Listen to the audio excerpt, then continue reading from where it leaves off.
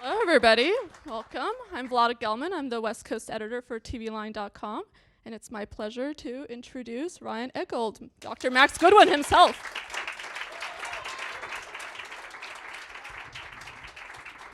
How's it going? Good, good. Ryan, this was quite a difficult episode for Max. Yeah. You went through a lot in this episode. What goes through your head when you get a script like this? I was excited when I first read this script, and also a little nervous. Sometimes you don't read the next script because you're shooting the one you're shooting. You know what I'm saying? So you don't have time. Jocko plays Reynolds. Called me and was like, "Have you read this? It's different." I was like, "What?"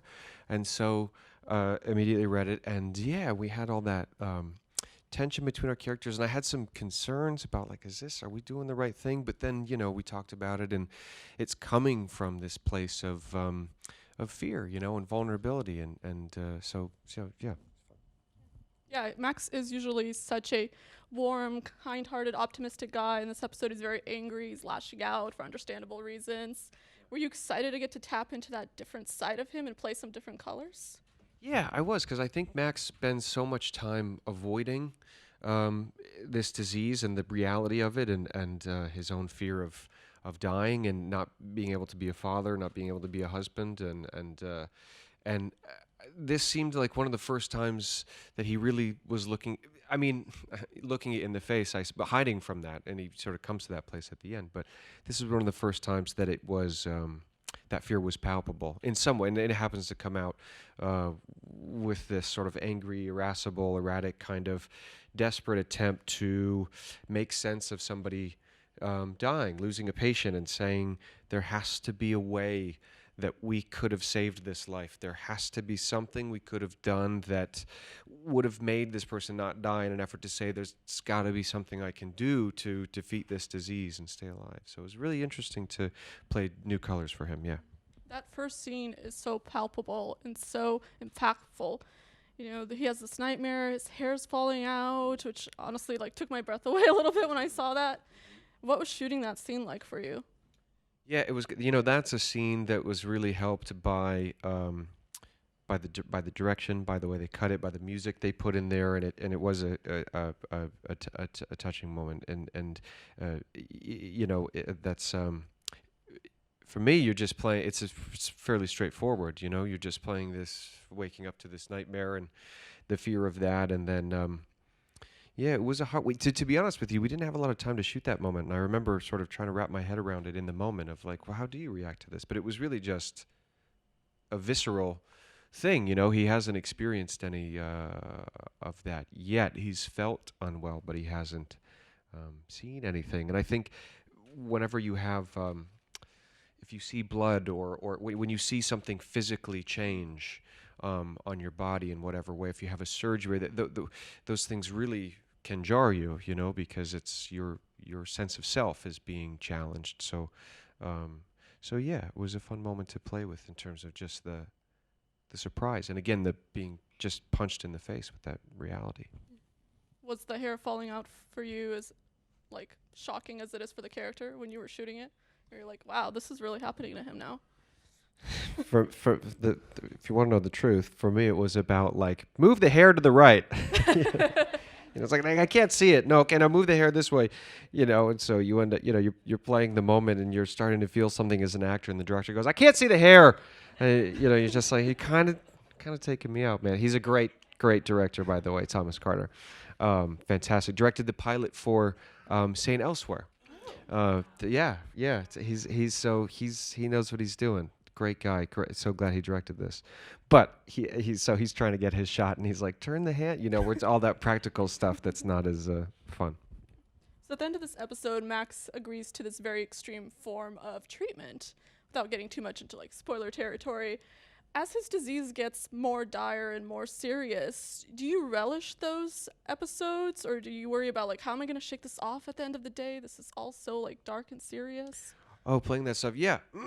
I mean, mostly no. Usually you can let it go, but yeah, the end of the season was certainly harder. The last three are really interesting. I think this one, the next, and and the finale, for the reasons you mentioned, the disease is ramping up, and he's sort of becoming sicker and weaker, and he's starting to be unable to do the job for the first time. And playing things like screaming at Jocko, or sort of kind of persecuting him the whole episode, does leave a residue on you, just because it's just really negative, and it's fear, and then it's anger, and then it's this misguided persecution and attempt to understand something about death. And so that stuff can leave a residue. And I mean, luckily, we do laugh a lot on this set. We have fun. I mean, even when Jocko's got like a heart in his hand and there's like blood everywhere, and that we'll make a joke about, like, we have a good time. So that's fun. But yeah. I want to go back to the beginning of this role. I know you had a relationship with NBC from your many years on the Blacklist, but did you still have to go through a very extensive audition process? No, you know what? It was a situation where I had heard that it was a medical drama, and I know they had looked at a number of actors, and they didn't quite find exactly what they were looking for, and my name came up, and I, like so many people, think, oh, it's another medical drama. Why do we need that? What's interesting about that? I don't want to. And then Grace Wu, who runs casting over there, who I knew from Blacklist, said you should read it, and I trust her opinion because she's a really smart lady and super cool. So read it, and there was something different about it. I liked the pace and the energy, and I thought it was trying to capture something about healthcare and the system, and something that was authentic to people's real experience of struggling to pay for insurance, or not having insurance, or big pharma, and charging too much, and all these things. And I just went in, and I met David Schulner, who wrote the pilot, created it, Peter Horton, who's executive producer, and Kate Dennis, who was directing the pilot, and Liz Dean, who was casting it, and read through it with them on camera, talked about it, and they were just so lovely, very supportive, very nice, very egoless, very mellow, real people that were interested in telling this story in the right way. And so I was kind of figuring it out, and it takes you. I'm still figuring out the character. It'll take us a few seasons to figure. But even just over the course of that first work session, we kind of started to go, oh, maybe he's a little more this, or maybe he's that, and find it. That speech that he gives in the pilot to everybody and fires the cardiac department. That was kind of a main thing that we were working out. I remember we even found like a new line in the room. We're like, oh, maybe you should say this. And so it was cool. It was really fun right away. Correct me if I'm wrong, but I believe this is your first time playing a doctor. Yes. So what kind of prep did you do for that? I know you come from a family of medical professionals, and you have... Surrounded, yeah.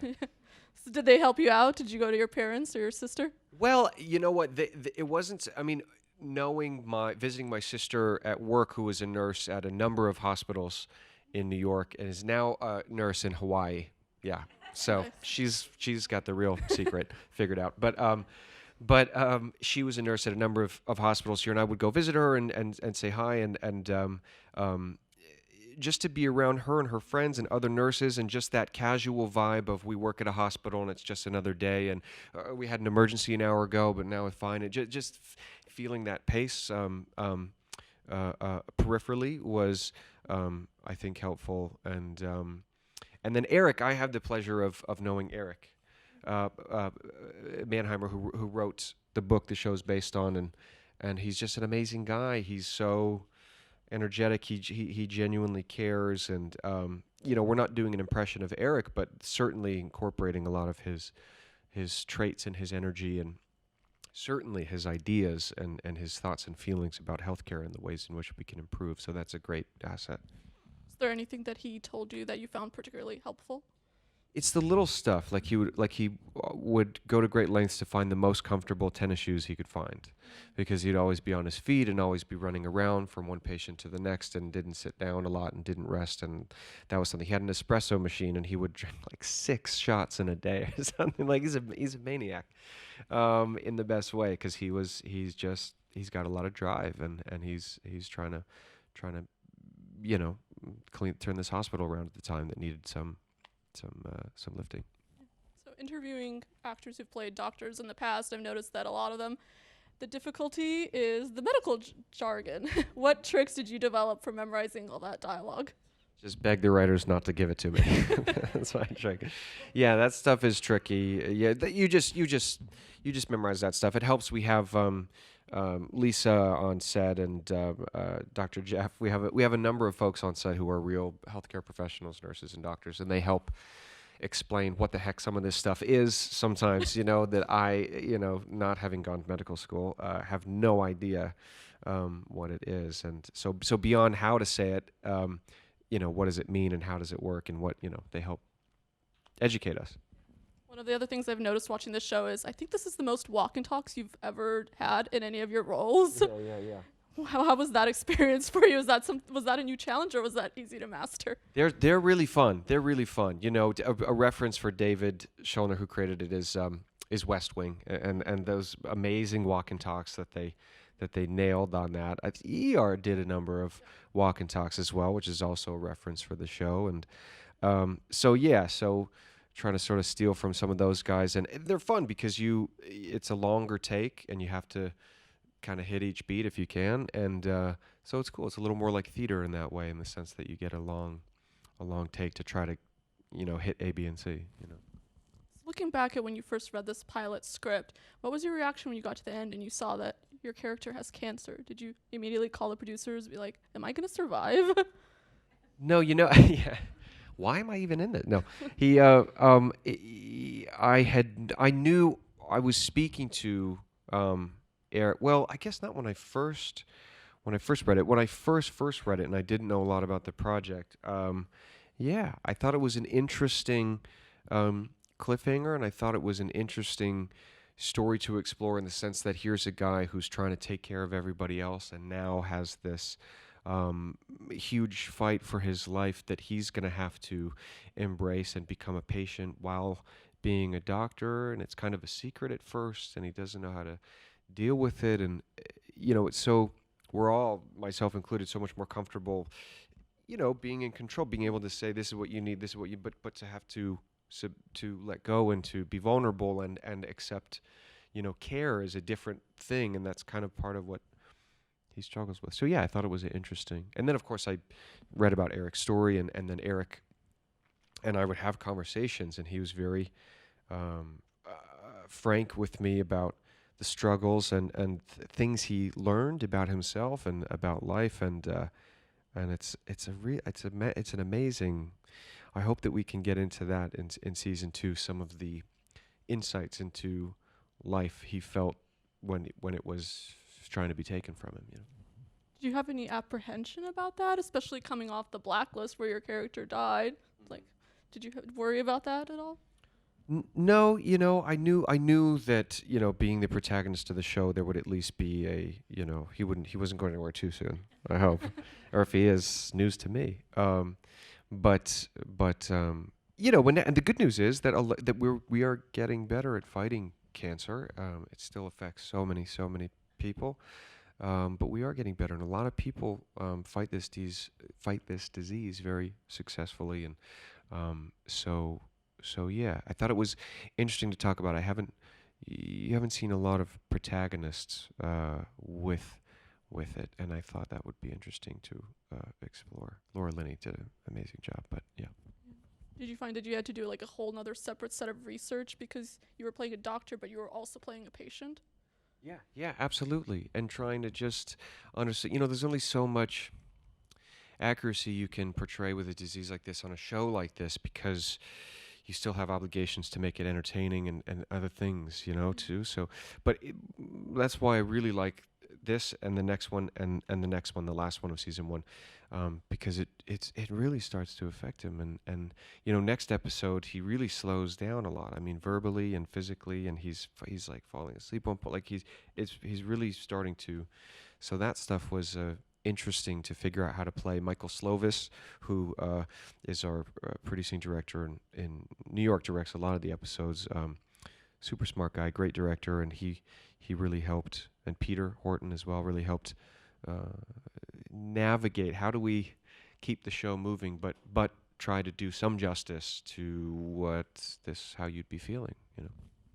A lot of the times in a first-year show, they're still figuring out what works, what doesn't work. The producers and the actors are still kind of trying to find what gels. Yeah. Was there a moment, now that you've wrapped season 1, was there a moment where you felt like you really got Max, like it just clicked for you?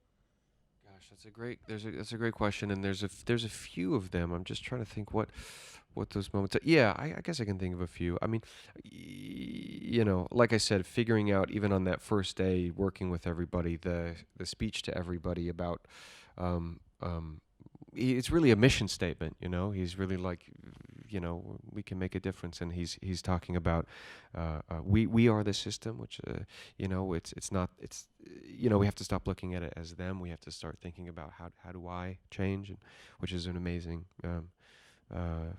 Insight into that stuff. That was a moment for sure. Episode 5 that Darnell Martin directed was she's an amazing director. It was a great episode, and I just remember discovering kind of Max's Achilles heel, and that his greatest weakness and his greatest strength at the same time, which is his, you know, compassion. You know, is you have to be somewhat dispassionate to be able to do the job, but then it's his compassion that makes him care and good at this, and makes people respond to his drive to help, and so that episode was great for that. But yeah, there was a lot of little moments along the way. Yeah. So you're surrounded by a very talented ensemble, and I hate to make you play favorites, but I'm going to. Is there a particular dynamic that you really enjoy playing, that you feel really brings out an interesting side of Max? Yeah, well, yeah, exactly. Ladies and gentlemen, Freema Agyeman. No, I wish she was here. She's amazing. For sure, I'll talk about Freema first because, you know, they have such an interesting dynamic, and you know, Freema and I talk about. Freema wisely says, and the writers too, that whatever it is between them, it's not just like a guy who's married who has an attraction to another woman who has an affair, and like we don't want it to be sort of. I think in life we all have these relationships, you know, where maybe we do have a girlfriend or a boyfriend or a husband or a wife, and we do meet someone that is interesting, whether that's an intellectual partner or a spiritual partner or someone that inspires you, or it's a friendship, or it is something else. And it's fun to play, trying to figure out what that intangible is and what it means, and incorporate that into your life as someone who is faithfully married, you know, and figure it out. And she's obviously pretty darn good, so that's fun. But as you said, everyone on the show is amazing. I mean, someone that I'd love to have more scenes with, and I think will next year, is Anupam, because he's so funny and smart, and amazing actor, and so warm, and just has such an amazing spirit on screen. And I think the combination of Max and Kapoor is really funny. I mean, Kapoor with anyone is funny because Anupam's so great, but I just think Max is always kind of used to being in charge and having all the answers, and Kapoor is someone who looks at life from a different angle than he does, and has a different perspective, perhaps a more spiritual perspective. And I don't know, I just think there could be the few moments we've had, I've so enjoyed. This episode with Jocko was great. Facing off against Jocko Sims is a terrifying prospect. I don't recommend doing it. He's a beast. He's a great actor, and he's a good guy, and so that was tough. And Janet is such an incredible actress. She's like so grounded and so real, and she always reminds me to not act so much, and not, you know, try to do a dance and just be. She's so subtle and real and good. And then the great Tyler Labine is like the funniest guy in the world, and luckily Tyler and I have had the opportunity to have a few more scenes lately, and and I'm just trying to keep up with Tyler and how funny he is, how good he is. Yeah. As you mentioned, there is humor in the show, even though it is a medical drama, and it's a very hopeful show, but it also deviates in tone from moment to moment. How difficult or tricky has it been to kind of find that balance? In the shifting tone and stuff? Yeah, it is. I'm glad you mentioned. I mean, it is interesting because some episodes have been more overtly kind of comedic and fun, and with the drums and the fast pace and that kind of vibe. Some of them have been more emotional and heavy and dramatic. and then there's this episode that's kind of a more surprising tone where you're like, what's going on? And it's fun especially with Max in particular, because he is so, it's kind of a cadence to a lot of the way he speaks generally, and there's little bits of humor here and there, and there's, like you mentioned, the walk and talks have a pace to them and all that. So in these last three episodes, as Max starts to slow down and sort of move differently and speak differently, it's like, how do you sort of maintain the character and but evolve and grow it? So it's fun. But we have help. That's Michael Slovis and Peter Horton and David Schoner and all our directors, and they do an amazing job of stepping back and looking at the big picture and giving us the tools to figure it out, you know. Are you dying to do more comedy on the show?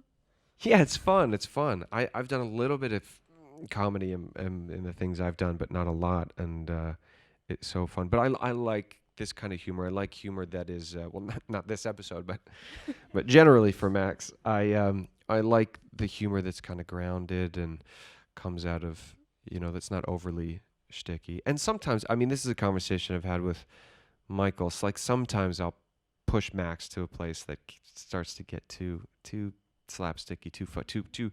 You can't play into the humor, and you know, me being eager, I'm like, yeah, let me try to be funny, and they're like, take it easy, just settle down, just play it honestly, and yeah. So that's always a good reminder for Michael to let the humor be a byproduct of playing the scene honestly, the situation honestly.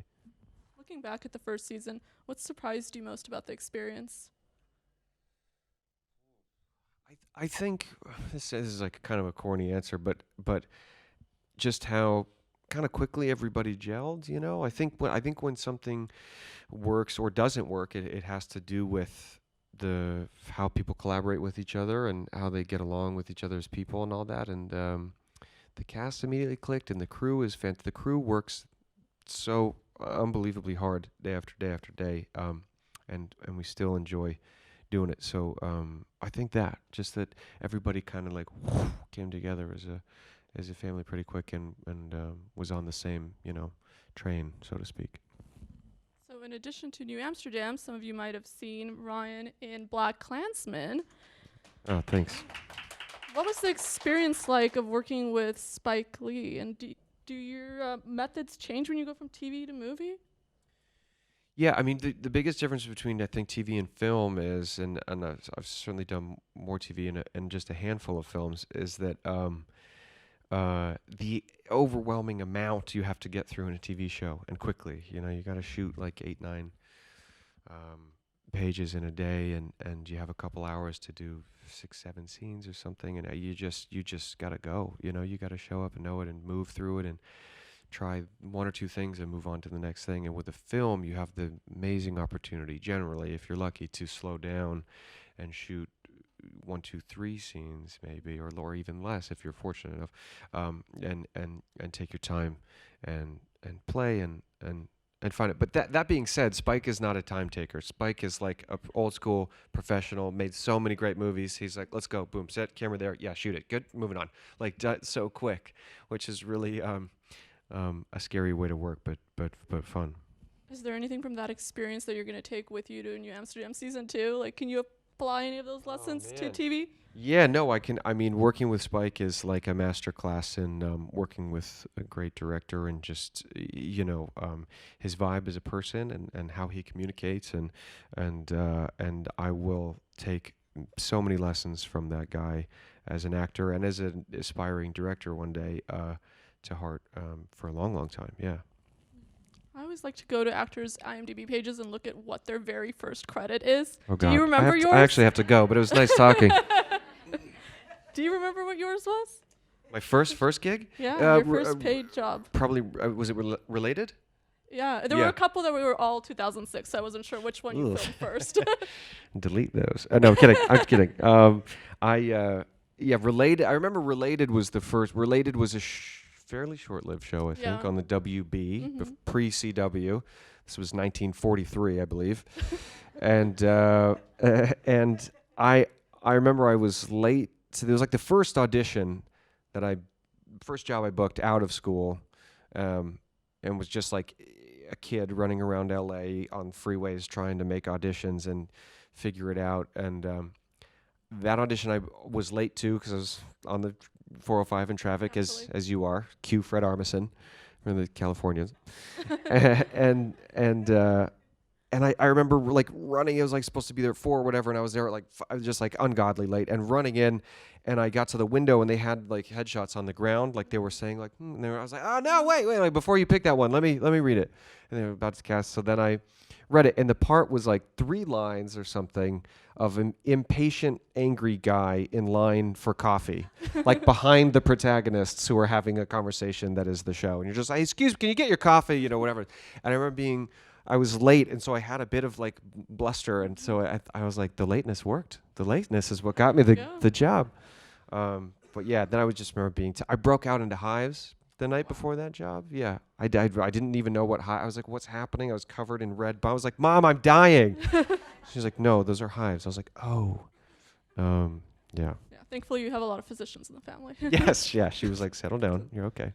So what would you tell Ryan on the set of Related? What advice would you give him? Oh my God, just keep your head down, do your job. I don't know. I guess one thing I wish someone had told me early on is that it's okay to try to do your best work. There's a tendency for actors, even now, for myself and probably always, but especially for when you're starting out, to kind of like apologize for trying, or like you don't want to step on anyone's toes, and you don't want to rock the boat, you don't want to make your choices, but like just make your choices and do it. We have a question from the audience here from Alexis. Where's Alexis? Excellent. What was your transition like from the Blacklist to New Amsterdam in terms of how different both roles were? Yeah, Blacklist was much more genre, it was kind of part action thing, part suspense, mystery, sort of that world spine. There was a lot of subtext and a lot of I got to do stunts and stuff, which was really fun. Like it was such a specific thing. And then this show is less genre in that way, which sounds silly because it's a medical show, but I mean it's less.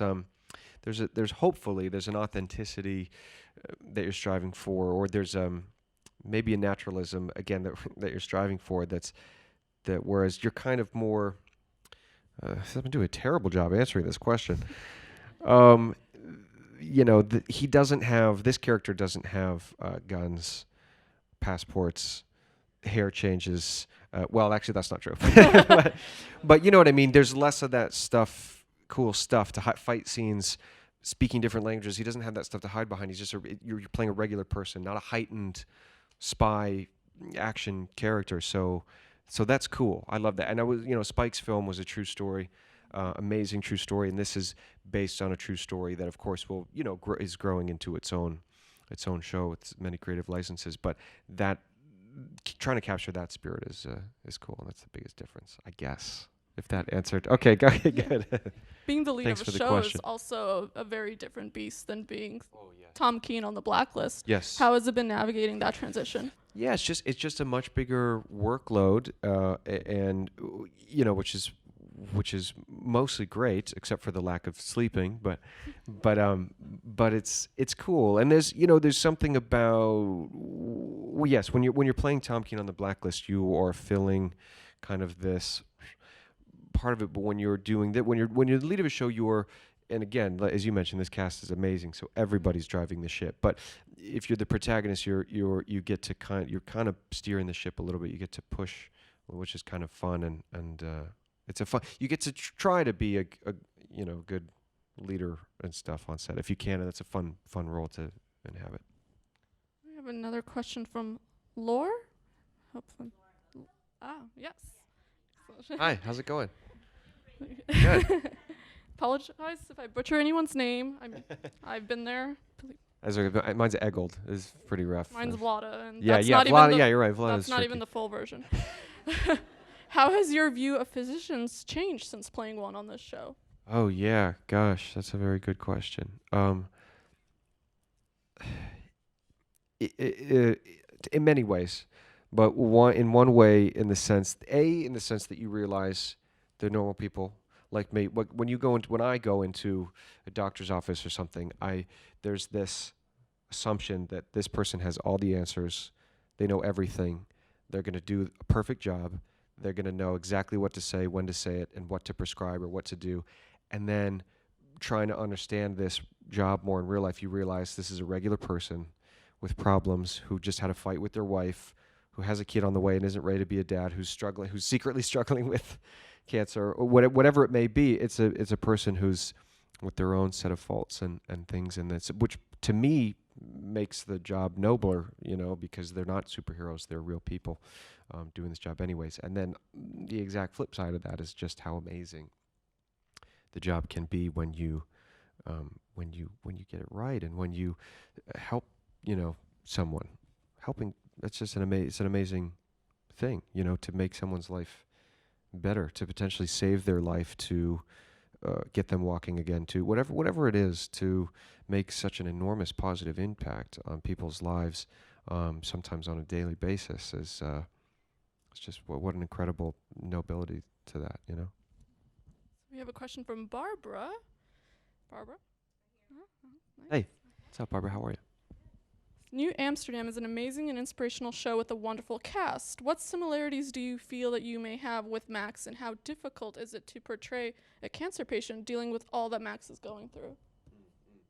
I think I share a bit of his workaholic nature. I sometimes get, into that thing where it's so easy to, one of Max's flaws that I can relate to is sort of hiding behind the work thing. It's easy to avoid looking yourself in the mirror by hiding in the momentum of that, of working and keeping going and all that stuff. And I certainly relate to that.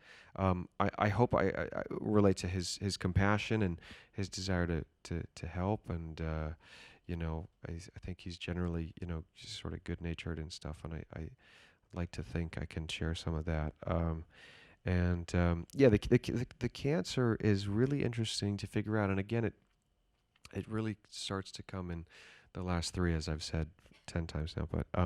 But it's an interesting thing to figure out. I mean, for me, we were really just scratching the surface of that stuff now at the end of season 1, and I look forward to season 2 in terms of navigating a bit more of that as well, because it's an interesting challenge, and you don't want to shortchange that incredible fight that so many people fight, and then again, you're sort of inhibited by how much you can do on a 1-hour TV show on Tuesday nights. You know what I mean? So it's you're figuring out that balance. Yeah. Hey. All right. Well, it's done. 2-hour episodes. I'm never gonna sleep. You just took all my sleep away. Here's another name I might butcher. Apologize. Uh-oh. Look out. Fozia? Was it Fozia? Close. Nice. Very close. Okay. Is there anything you can tease for Max and Helen? Max and Helen.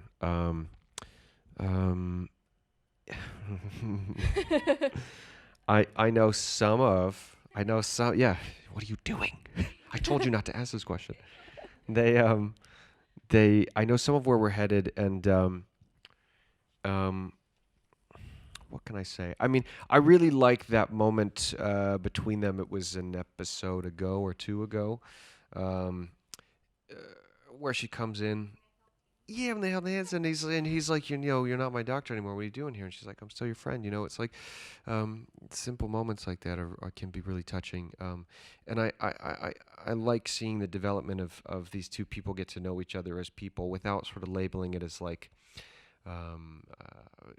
something, romantic, or something, or just friendship, or just just sort of I don't know, two people who like recognize something in each other. So there's some I don't know. That was a terrible answer. But I love working with Freema. She's amazingly talented, and man, she had a great episode, a great moment in this episode. She has a great moment in all of them. But that scene with her and Reynolds when she says when she's telling him how Max is doing and stuff, and like she just has this palpable fear underneath there, and she's really good. Yeah, my pleasure. Thank you. Nadine brings up something interesting in television, you work with different directors week to week sometimes. Yes. So what is that like for you? Do you have to talk to each one about like what you think they need to accomplish in this episode with regards to Max's arc? Yeah, working with different directors each week, and we have some people who recur, like Michael Slovis, Peter Horton, a few.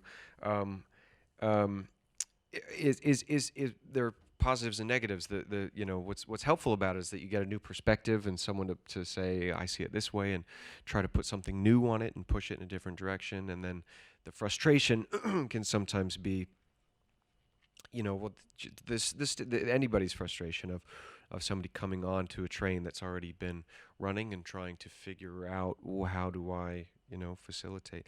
We've been really lucky this year. We've had amazing directors come in, but it's fun. You have to rely on the writers, the producers, and the crew, and the DP, and everybody's that is there week to week, and you hope that you find a director who has a take on your character or the show, or that jives with how you see it somewhat, hopefully, and maybe gives you a new thought or a new perspective that you hadn't considered. Is it different when you work with Peter since he comes from an acting background? It's always different when you work with a director who was or is an actor, just because there's like kind of a understanding of what it's like in front of the camera. Just that when you're the director, you can watch the whole thing and you can say, oh, I know what's wrong. You need to be more XYZ. When you're the actor, you can sometimes feel that, but often not. And sometimes it feels great and it's terrible. And sometimes it feels terrible and it's great. And so you're just kind of flying blind, trying to play the moment honestly. And so when you have a director who was an actor, there's an understanding of that, and they can kind of speak to you in a different way. That's helpful. Unfortunately, we have to wrap it up there, but thank you all so much for being here. Thank you, Ryan. Guys. Yeah, thank you, Vlada, and thanks to Rochelle and SAG Foundation. This is awesome. Thanks a lot.